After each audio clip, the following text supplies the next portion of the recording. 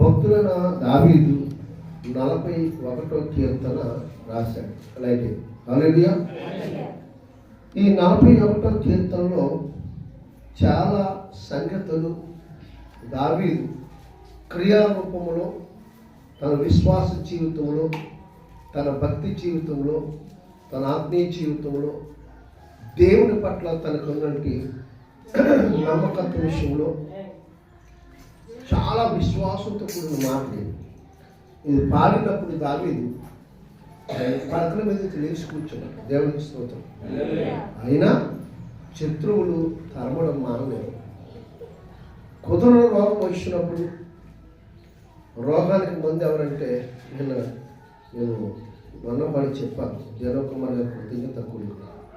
అది యేసు క్రీస్తు ప్రభువారి యొక్క వాక్యం. అనగా యేసయ్య ఆ రోగానికి మందు, యేసయ్య రక్తమే ఆ రోగానికి మందు. ఇక్కడ రాయబడిన మాట మనం చూస్తే 3వ వచనం, రోగశయం మీద యెహోవా వారిని ఆదరించాడు, రోగము కలుగుగా నువ్వే వారిని. దేవుని మాట మాత్రం సెలవిస్తే చాలు.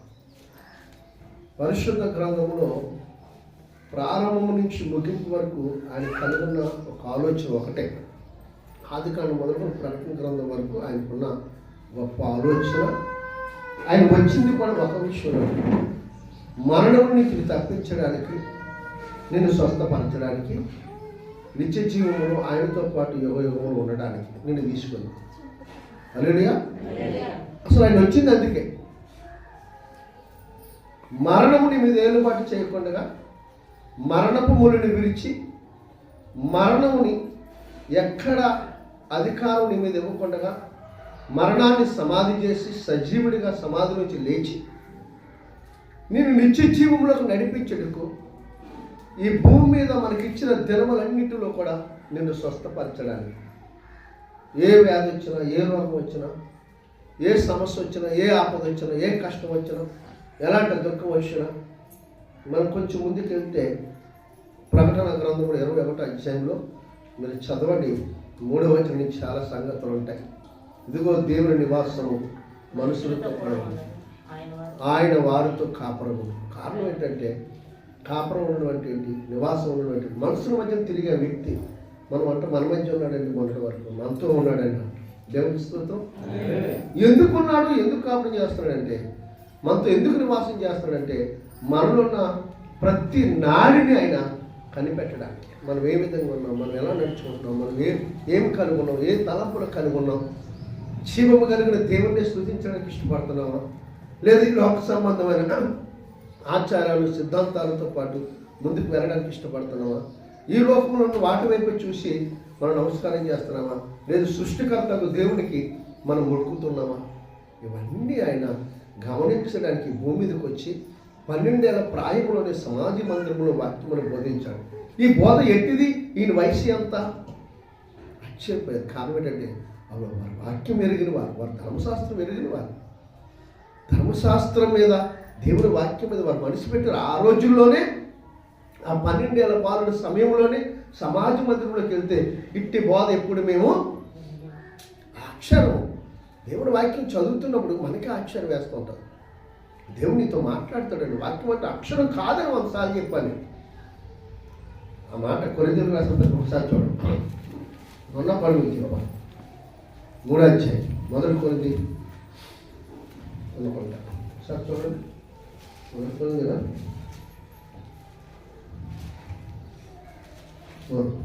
అంతే. మొదటి కొరింథీ 3వ అధ్యాయం చూడండి, 7వ వచనం. 3వ అధ్యాయము 7వ వచనం. 2 కొరింథీ మరణకర్మకు పరిచర్య రాళ్ళ మీద చెక్కబడి అక్షరములు సంబంధించినదైనను మహిమతో కూడినదైను, అందుకు మోషే ముఖం మీద ప్రకాశించుచుండున ఆ మహిమలు తగ్గిపోవునదని ఇశ్రాయేలు అతని ముఖము తేదు చూడలేకపోయేది. ఇట్లుండగా ఆత్మ సంబంధమైన పరిచర్య ఎంత మహిమ కలిగిదై ఉండినో, శిక్షావిధికే కారణమైన పరిచర్య మహిమ కలిగినదైతే నీటికి కారణమైన పరిచర్య ఎంత అత్యధికమైన మహిమ కలిగినది అయ్యను.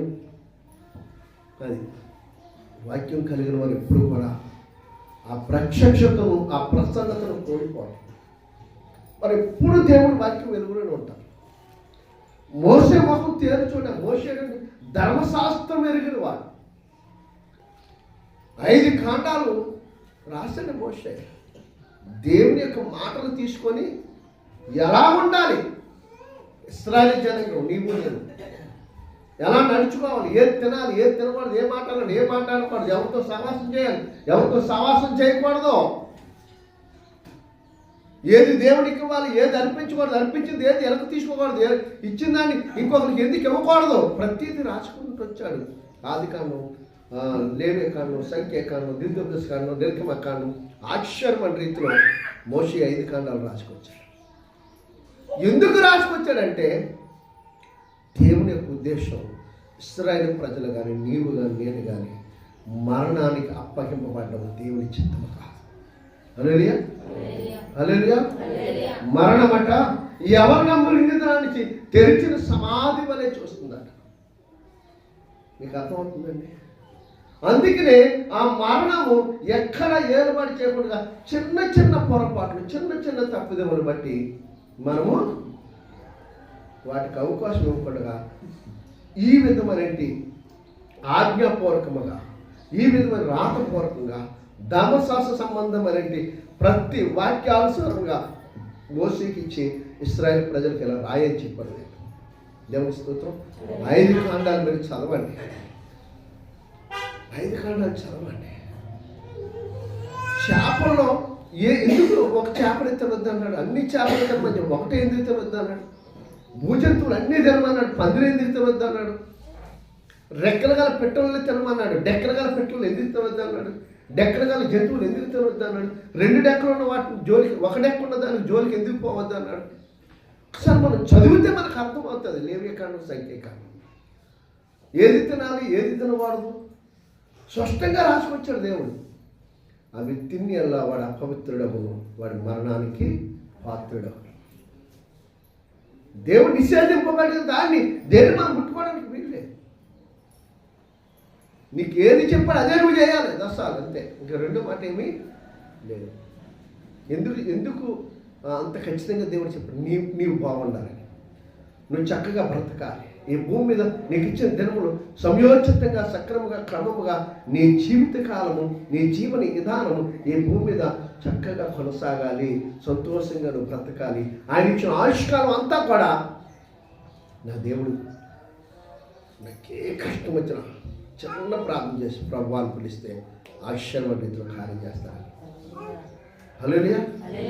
అందుకంటాడు దావీదు, రోగతి సాయి మీద పడక మీద ఉండగా మాట చూడండి, చివరిలో రాశాడు 41.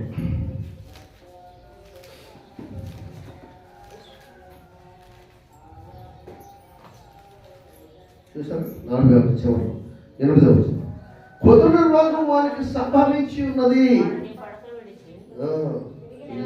తిరిగి లేవలేక. ఎవరు నమ్మినవాడే, విత్తుడే, ఆయన స్నేహితుడే, ఆయనతో ఉన్నవాడే మడమనెత్తి యేసుప్రభు మనమే చేసాం, మనం ఒప్పుకోగా ప్రకటిస్తాం. యేసుప్రభు సిలువేసింది ఎవరు? అంజుజనులా? చాలా సులువుగా మాట్లాడేస్తూ ఉంటాం. మనకు తెలియకపోతే ఒకసారి పరిశుద్ధ గ్రంథం చదివి నేర్చుకోవాలి. సిలువేసింది యూదులే, క్రైస్తవులే, సిలువుకు అప్పగించింది క్రైస్తవులే. అందుకే పౌలు గారు బోబాటంగా ఆయన సిలువేస్తున్నట్టు మనమే ఆయన నామానికి అవమానం తెచ్చింది కూడా. అందుకే వాక్యం చదివేటప్పుడు కానీ, లేకపోతే ఇతరుల మధ్య వాక్యం చెప్పేటప్పుడు కానీ ప్రభు యొక్క నామానికి అవమానకరంగా మనం ఎప్పుడు కూడా వాక్యం ప్రకటించడం నిలబడకూడదు. వాక్యం ఏం చెప్తుందో అదే నువ్వు చెప్పు, లేదనుకో ప్రార్థన చేసి పక్కకు తప్పు ఎవరో చెప్తారు తెలుసు. దేవునికి స్తోత్రం. వాక్యం అంటే దేవుడు, దేవుడికి వంకరతనం లేదు. హల్లెలూయా. దేవుడిలో వంకరతనం ఎంచడానికి ఏమీ లేదు. నేను మొన్న ఒకసారి చెప్పాను, ఆర్ఆర్కే మూర్తి గారు యోహాను సువార్త చదివిన తర్వాత తప్పులు పడదాం అనుకుంటాట. తప్పులు పడడం అంటే ఏంటి? ప్రభువును వంకరగా చూపించడం. వంకరతనం ప్రభులో ఉందేమో, మరక మచ్చ ఉందేమో చూస్తే ఈయన ఎలాగైనా సరే యేసుప్రభు వారు ఇది తప్పు, యేసుప్రభు పుట్టుక తప్పు, యేసుప్రభు రాక తప్పు, అది నిత్య జీవనం తప్పు, ఇవన్నీ తప్పు తప్పు జనం ప్రకటిద్దాం అనుకోడు. ఆ తప్పులన్నీ తెలుసుకున్నాయి మార్పు. దేవుని స్తోత్రం. మన అన్నగారు వచ్చి అంటున్నట్టు జాగ్రత్తలు అడుగు క్రైస్తవుడే అనే ఎప్పుడు అయిపోయింది క్రైస్తవుడు కానీ. అదే గొప్ప సేవ చేశాడండి, యాభై ప్రపంచాన్ని వెలిగించాడు. ఆయన ప్రేమ వస్తాయి.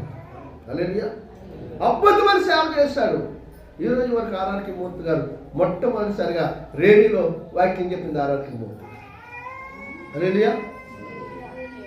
రేడియోలో వాక్యం చెప్పింది ఆయనే. ఆ తర్వాత మన సెకండ్ గారు నాన్నగారు అందరూ వెళ్ళారనుకోండి. తర్వాత చాలామంది చెప్పారు మొదటిసారిగా రేడియోలో వాక్యం ప్రకటించింది దేవుని స్తోత్రం. హల్లెలూయా. నేను ఒకసారి బొంబాయి నుంచి ప్రయాణం చేసి వైజాగ్ వస్తున్నాను. వైజాగ్ వస్తుండగా దేవుని మాటలు కొన్ని చెప్తున్నాడు. మొన్న చెప్పాను ఆ విషయాలని, అంటే అనుకోకుండా చెప్పిన మాటలు, క్రీస్తు శకం క్రీస్తు పూర్వం మాటలు చెప్తున్నప్పుడు జెమినీ టీవీ వాళ్ళు నా ముందు నాకు తెలియదు వాళ్ళు టీవీ వస్తారు. మరి జెమినీ టీవీలో వాక్యం చెప్పినప్పుడు వస్తారని అడిగారు. నేను నెంబర్ తీసుకున్నాను. తర్వాత నాకు కాంటాక్ట్ చేయలేదు. ఏమో దేవుడి అవకాశం తప్పకుండా వస్తాను బ్రదర్. దేవుడి స్తోత్రం.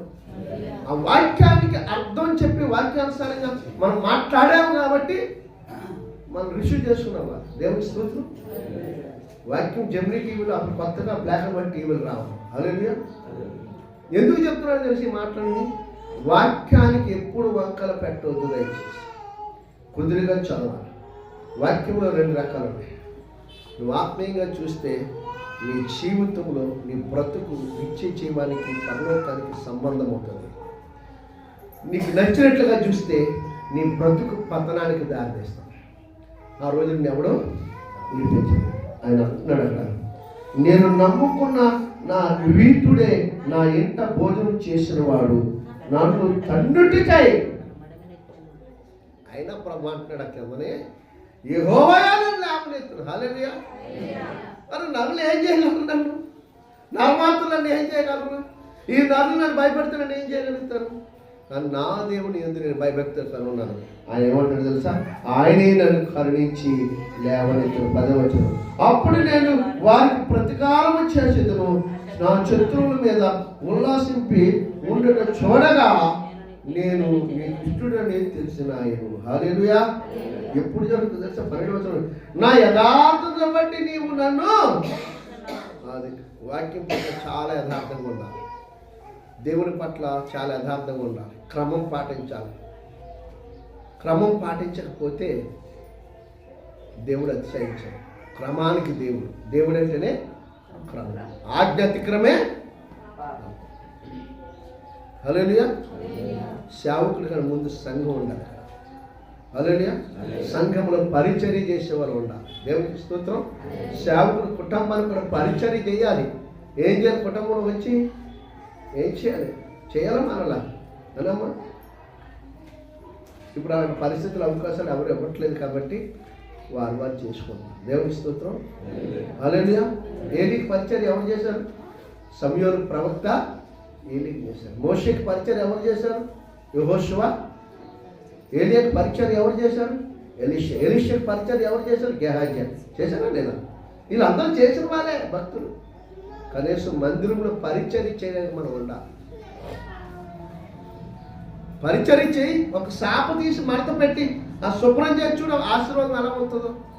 అది నీచమైనది కాదండి, నీచమైన పని కాదు. చాలామంది భోజనాలు అయిపోయిన తర్వాత ఇష్టలు ఎత్తడానికి ఇష్టపడతారు సేవకులు. నేను అలాగే ఇష్టపడతాను. నాకు నా ఆశీర్వాదం అది హీనమైన పని కాదు, ఆశీర్వాదానికి పునాది. దేవుని స్తోత్రం. బాత్రూములు కడుగుతారు, అది హీనమైన పని కాదు. మీకు అర్థమైంది? పరిచర్య దేవుని సేవ సంపూర్ణంగా సాగాలి, పరిపూర్ణంగా సాగాలి. చేతనైనంత మట్టుకు ఈ సంవత్సరాలు మొదలుకొని వచ్చే సంవత్సరం ఇదే ఏటకి ఒక 10 కుటుంబాన్ని నువ్వు నడిపించగలిగిన ప్రార్థనా జీవితం నువ్వు కలిగి ఉండాలి. ఆ ప్రార్థనా జీవితం లేకపోతే నీ జీవితంలో సంవత్సరం అంతా కూడా ఫలింపలేని అంజూరుపు చెట్టు వలె ఉంటాం. ప్రభువారు చూశారట. వాక్యంలోకి వెళ్ళిపోతాం. ఆరాధన తమ చేసి ప్రభువారు చూశారట. ఏం చూశారు? పళ్ళు ఉన్నాయి, చక్రాలు, బాగా ఆకలితో ఉన్నారు శిష్యులు. అక్కడికి వెళ్తే ఏమి లేవట, ఏమి లేవు. చదవలేదు బైబిల్, ఏమి లేవు. ఒక్క పండు లేదు కదా, ఒక కాయ లేదట, ఆకులు తప్పేమియో. ప్రభువారు చూసి అన్నాడు, కోపం వచ్చింది ఆయనకి. వేషధారి దేవుడు నరుడి వేషాన్ని చూడండి. హల్లెలూయా. నరుడి వేషము దేవుడు వేషధారి. ఫలింపలేని ప్రతి తీగను వేరి నువ్వెన్నటికీ ఫలింపు అన్నాడు అంతే దేవుడు. వెంటనే పరిగెత్తుకుండా వచ్చారు. ఎవరు వచ్చారు పరిగెత్తుకుంటా? శిష్యులు వచ్చి అయ్యా అయ్యా అయ్యా ఒక్క సంవత్సరం, ఒక్క సంవత్సరం టైము ఆయన వచ్చారు. ఆ తర్వాత అది ఫలించకపోతే నేనే నరికి అగ్నిలో వేసేస్తాను. దేవుడికి స్తోత్రం. హల్లెలూయా. నువ్వు ఫలించడానికి నీ ప్రయాసం ఉండాలి. ఎండిపోని ఎముకలు వలె ఉండడానికి ఇష్టపడకూడదు. ఎండిన ఎముకలాగా సంఘం ఉండకూడదు. సంఘము గొడ్డుపోతు సంఘముగా ఉండకూడదు. సంఘానికి గొడ్రాలని పేరు పెట్టకూడదు. తెలుసా ఎవరు పెట్టారు గొడ్రాలని? చదివారు ఎప్పుడైనా? ఎవరైనా చెప్పారు? ఎప్పుడైనా విన్నారా? వాక్యం విన్నా. నేను నా ప్రయాసం అంతా ఒకటే, మీకు వాక్యం నేర్పించాలి. మీరు ఇచ్చిన నేను ఆశించట్లే. దేవుడు ఎవరు అన్నది నా ప్రయాసం. మీకు తెలియాలి.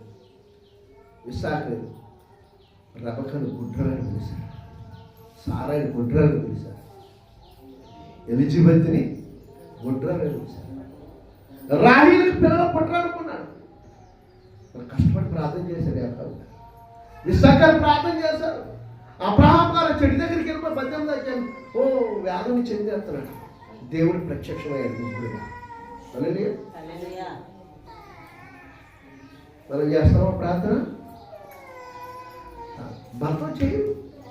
మనం భార్య చేస్తారా? వెళ్తున్నాం, వస్తున్నాం. నింద రాబోదునికి మూలగా ఏడుస్తాం. ఆ నింద వచ్చిందనే ఒక వ్యక్తిని గొడ్డుపోతుదాన్ని నువ్వు గొడ్రాలు అన్నప్పుడు ఆ వ్యక్తి వచ్చి 40 సంవత్సరాలు తన ఆత్మ మందిరంలో 40 నిద్రపోయిందో లేదో కూడా తెలియదు, తిన్నాదో లేదో తెలియదు, నీళ్ళు తాగిందో లేదో తెలియదు. సమయంలో తల్లి అన్న మొదటి సమయంలో గ్రంథంలో రాయబడి ఉంది. ఒక్కరోజు 2 రోజులు కాదండి, పట్టుమని వారానికి ఒకరోజు ఉపవాసం ఇష్టపడం. మనం ఒక్కరోజు నాకు ఉద్యోగం రావట్లేదు, ఎందుకు రావట్లేదు ప్రభా? సో నాలో లోపం ఏముంది? ఆ ఉద్యోగం నేను యోగ్యురాలు కాదా? మరి కానప్పుడు ఎందుకు నేను చదివాను? నాకు అర్థం కావట్లేదు. ఒకవేళ దేవుడు సరిచే ప్రభా, ఇదిగో ఈ రోజు 2 రోజులు ఉపవాసం ఉంటాను, 7 రోజులు 7